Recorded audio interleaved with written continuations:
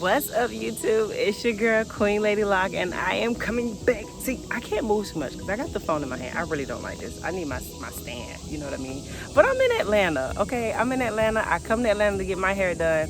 Excuse the face. It is something o'clock in the morning. I'm out here with the birds chirping in the trees, like. But anyways, this video is about what to expect before you get Sisterlocks. And it's very important for you to know because this is actually an investment. Hold on. Let's lock porn real quick. Here we go. I think y'all getting this. Okay, there we go. Can we say lock porn? Lock porn. But this video is mainly about what to expect before you get Sisterlocks. So you're gonna actually meet my Loctician. She's a very wonderful, beautiful person. Her vibe it matches mine, you know what I mean? So that's the reason why she is the one who is still doing my hair. Her energy, I love her energy. So she's gonna school you all, and I hope you can pick up, all the information, let it marinate, let it sink in, and just think about it. It's a big, yeah, I thought that was a book. Look, leaves are falling, okay. And just think about it. Tell me what you think. Leave your questions in the comments if you have any questions for her. She'll have her information, and I'll have her information in the description box. Not she, this is my channel. It is. But anyways, so tune into the video, and make sure you like, share, and subscribe. Do that for your girl, Thank you. I appreciate it. I really enjoy you guys, and thank you so much. Other than that, tune in. Later. Oh, wait, the camera's over there. Later. There we go. Wait, hold on. Later.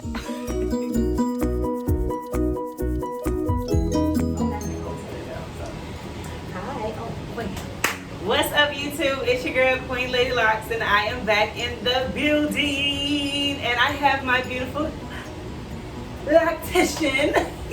Hi everyone, how are you? My name is Julia Stewart Stackhouse. I'm here in Atlanta, Georgia with Natural 360. Right now, 2 locations, one under construction. We're actually in the one that's under construction in Forest Park, but for right now, operating mainly out of the Tucker location in Salon Lofts off La Vista Road. She's so professional. Trying to be. So today we are going to come with you with a video, and about this video, she's going to basically inform you on what to expect when you go for your first consultation and so forth. So I'm going to let her take it over. So I'm going to do little to less talking. All right. Ladies and gentlemen, when you first decide, okay, I'm going to do this, it's a big decision. Don't ever think it's not. It's a huge decision. It's like taking the blue pill or the red pill. You're going to stay in the matrix or you're going to leave the matrix. Just remember, it's a totally different world. Okay? These are not braids. They're not twists, and they're not extensions. They are locks, okay? So they are treated completely different than what you're used to if you've never had locks. First thing first about locks, or getting yourself ready to get locks, is I would prefer that your hair, me as a consultant, other people are different, but it's best, you get the best results when your hair is 100% natural. Hold that thought.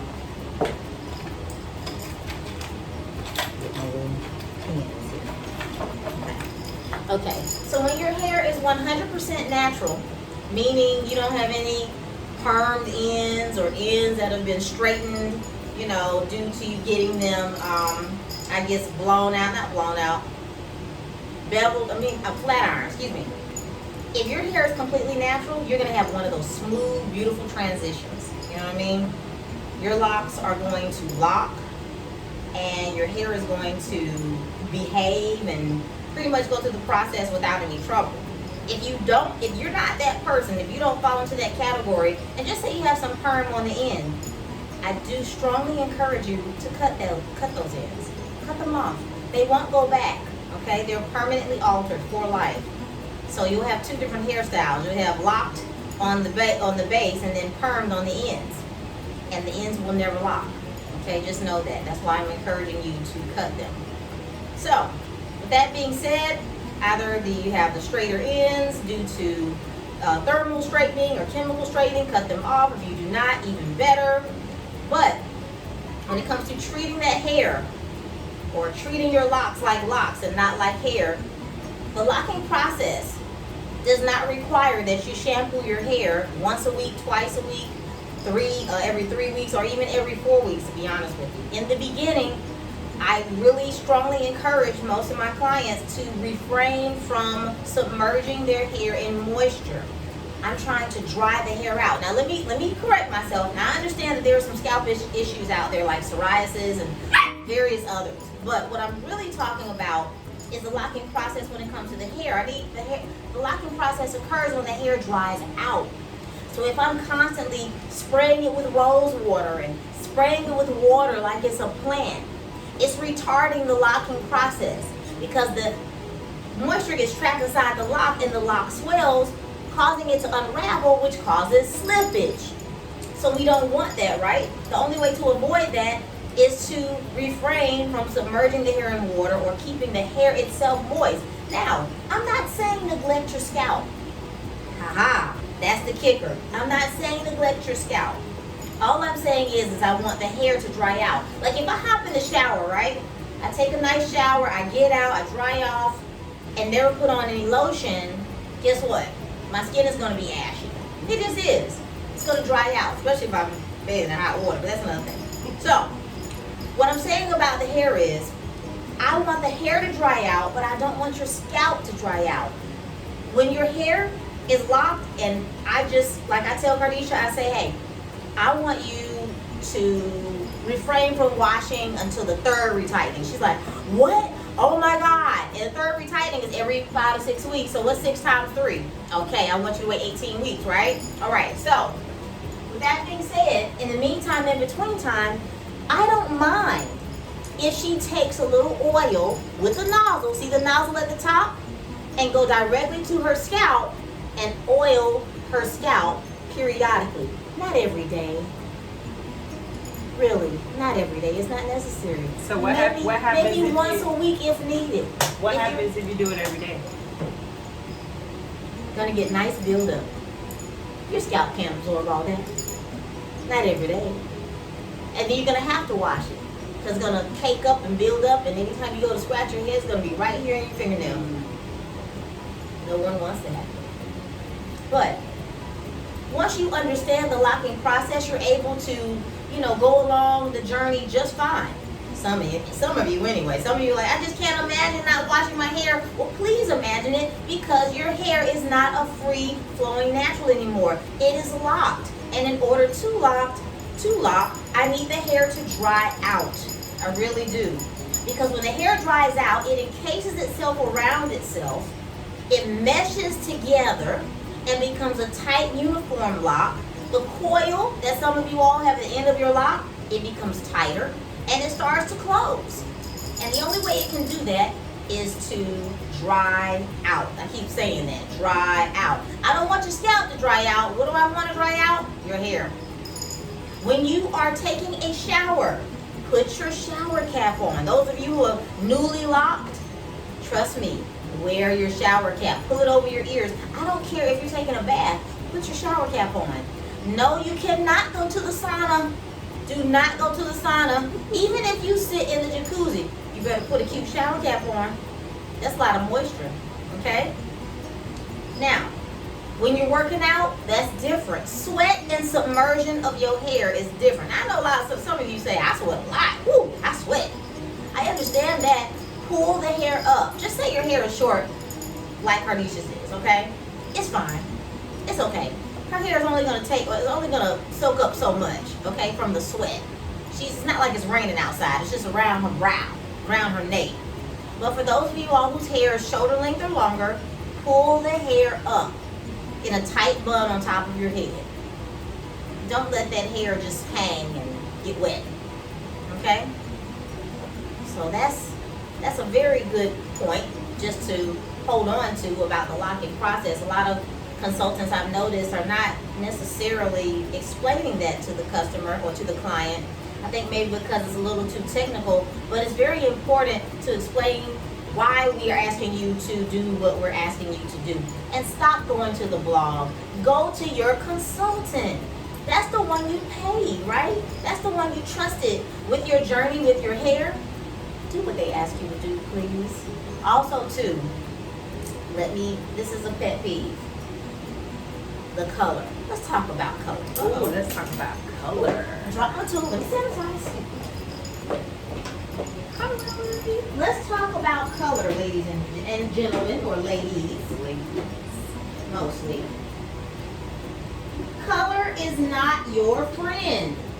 I know you all love it. And I know I'm probably stepping on a lot of toes when I say this. Color is not your friend during the locking process. It's not. That's why most consultants ask that you get your hair colored prior to getting it locked, or wait until the locking process is complete before you get it colored again. I'm one of those people. Either you're going to get it colored before you get in my chair, or you're going to have to wait. Okay? Those of you all who just can't stand being gray, good luck. Gray is very stubborn to color. Alright? Gray is hard to color because it has no pigment. There's nothing for the color to latch on to. So when you go to the store, or the beauty supply store, the grocery store, wherever you get your box color, those are inferior products. You need professional strength. Either way. So what I would say to you, if you want to color, do it before you lock. Go to a professional. Spend the money. Get it done right. Because guess what? After you get it colored, and say your consultant locks your hair, you cannot touch up your color until that locking process is darn near completed, if not completed fully, depending on the texture of your hair. Let me explain why. When you color your hair, it's not a crayon, it's not a marker. It is a chemical. It opens up the hair shaft. It changes the molecular structure of the hair permanently. Okay? I don't care if it says semi-permanent. Listen to it. Semi-permanent. It's permanent. It's permanent. It alters the hair. I just want ladies to understand that relaxer and color, they do the same thing. Have you ever noticed before you got locks, if you've colored your hair before, that when you color it, it either does one or two things. It becomes extremely straight, like bone straight. It loses some elasticity. Or it becomes coarse, extremely coarse, and dry. Either way, it dries out. Okay? Which I know some of you say, well, if it dries out, then you just say drying out helps the locking process. Yeah, but I'm talking about drying out without being chemically altered. It's drying out and it's permanently altered, which causes damage and breakage and loss of hair. I've seen ladies color their locks out of their head. I have. And then you know what they say after they do it? Oh, the locks just weren't for me. You know, it didn't work out for me. My hair never locked. I wonder why. Your hair never locked because you altered the chemical structure of your hair and you took it from a natural state to an unnatural state just to have a color. I'm sorry to tell you this, ladies, but if you claim to be natural and your hair is blonde or red or blue or green, you're not natural, because that's not your natural color. You had to go through some type of chemical change to achieve that color, and it did alter your hair. Okay? Now, with that being said, I know you all like to color, and just remember my advice: either do it before you lock, or you have to wait until the locking process is over. And the locking process, ladies, usually takes 8 months to a year. That depends on your hair texture. If your texture is very coarse like mine, or what some people like to call 4C. Seems like everybody got 4C hair. You know, I've never met a black woman yet who says, I don't have 4C. Everybody got 4C, right? Anyway. But if you don't have extremely coarse, tight, curly hair, then your locking process is going to be delayed just a little bit. That's why you have to be extra careful. Wear your shower cap. Follow the advice of your consultant. Please, please, please don't spray your hair with water like it's a plant. Leave the rose water alone. I mean, think about it. What did we do before the rose water? Before we even knew it existed, what were we using on our hair? Okay, to moisturize it. We were basically, like, I think some people use, what is it? Sheen, hair moisture, things like that. ladies, just focus on a healthy scalp when it comes to your lock journey. Focus on drying the hair out, not a dry scalp, healthy scalp, moist scalp, dry hair. I know it sounds crazy, but it's possible. Just focus on the scalp. I'm trying to think, is there any other subject that's necessary when talking about the lock? Oh yeah. Pricing. Yeah.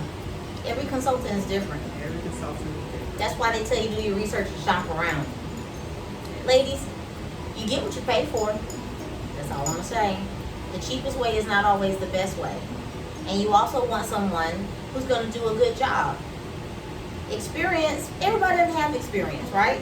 I used to be a first-time consultant, or a trainee before I was certified. So all of us have started from the bottom, and now we're here. We got there from being consistent with our work. Look for somebody who's consistent with their work. If they can show you maybe 1 to 2 to 3 heads, and you see that they really put some effort into that, they put their all into it, they put time into it, they took their time, you don't want a rush job. Ladies, anybody who tells you I can do your whole install in one day, you better run for the hills. You hear me? Do not do it. I know it sounds convenient.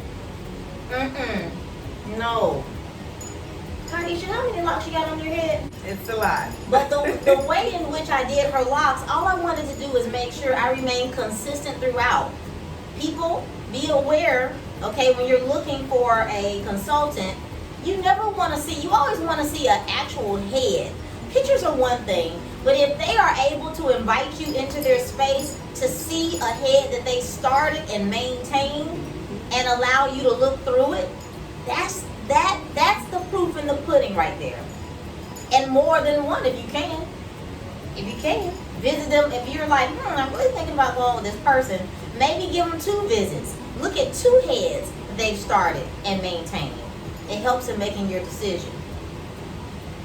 If that head is consistent throughout, meaning there's no small in the front, big in the back, I don't believe in that.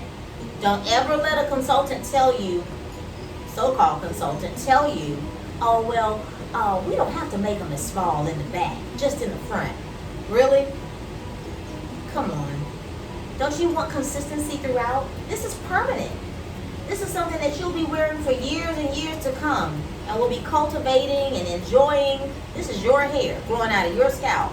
Personally, I want my grid, I want my partings, and I want consistency throughout. I don't want big up here and small over there and medium over there. If they can, depending on, we all know as consultants, we're not going to put a lock on 2 strands of hair, so we're going to be considerate. The hair per square inch on the head. Some areas might be thicker or thinner than others, but you're looking for consistency throughout. Fullness. Fullness comes with consistency. Okay?